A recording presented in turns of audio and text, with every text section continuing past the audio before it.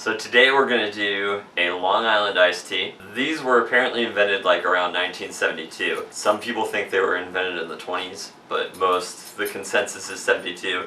And the book is so old that there isn't a Long Island iced tea in there. There's also not like a cosmopolitan. There's a few drinks that you would consider standard that just are not in that book because they are so old, or the book is so old. This one is insane. I haven't had a Long Island iced tea for a long time, but it's like 200 types of booze with a little bit of Coke, and somehow that tastes like an iced tea. We'll see what the result is actually like at the end. So to start off, we got 1 part tequila, 1 part vodka. I have a tiny little Absolute bottle that was stolen. It was a gift, is the reality. The gift just wasn't to me. What makes you sound like a monster? Additionally, a part of White Rum, 1 part gin. It's pretty much everything in your liquor cabinet except whiskey somehow, which in my brain makes the most sense with iced tea.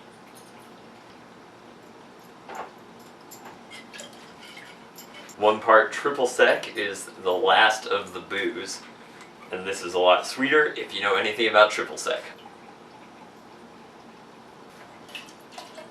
1.5 parts of lemon juice.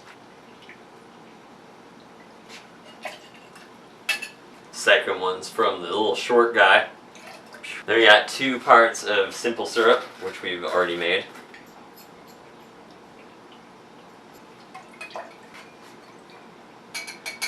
And the recipe I'm using says to use, just top it off with Coke. But I am going to, actually I will do that. We'll just top it off with Coke at the end, after I put everything in a little glass, or whatever. I'm just going to shake this up, not very noisy because there is not ice in this yet. Shockingly cold, there's no cold ingredients, but it's cold in the house. Already smells kind of good. Startling.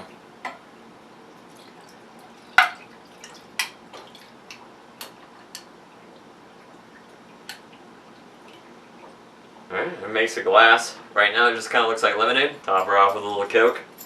I have this adorable small can. It looks pretty cool when it's like not mixed yet. It's like all half and half.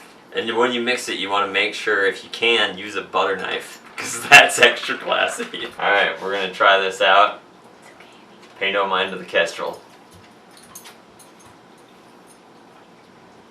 Oh boy. Is it startlingly good? Mm-hmm. Well, that's wildly dangerous. That's very good. I don't know why that turns out so delicious. It doesn't make any sense. Whoever made this was a mad scientist of the highest caliber, and I salute them. Congratulations to the Long Island iced tea, and sorry to my tomorrow self.